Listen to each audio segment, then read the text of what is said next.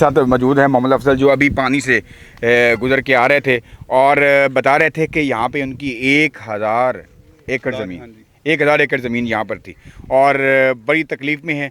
और ये अफजल मियाँ दस भी ये कदों का मसला चले?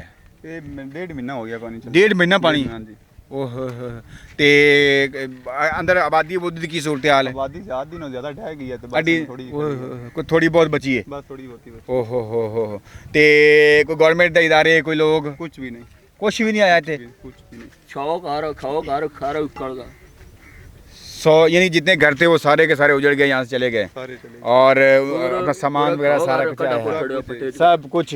अब सामान क्या बचा सकते हैं आप खुद अंदाज़ा लगाएं, जब यहाँ पे पानी चल रहा हो, यानी कि 1 किलोमीटर तक पानी चल रहा है, तो सामान क्या निकाल सकते हैं? तो अल्लाह पाक आप पर अपनी रहमत करे जी, हम आपके गम में बराबर के शरीक हैं। इंशाल्लाह आपकी आवाज़ हम पहुँचाएँगे जी आगे तक, ताकि जो है वो हम जो कर सकते हैं वो ज़रूर करें। तो ये आप सुन रहे हैं जी, 1000 एकड़ ज़मीन का मालिक अब ये इस हालत में खड़ा है आपके सामने। अल्लाह पाक अपनी रहमत करे, अपना करम फरमाए।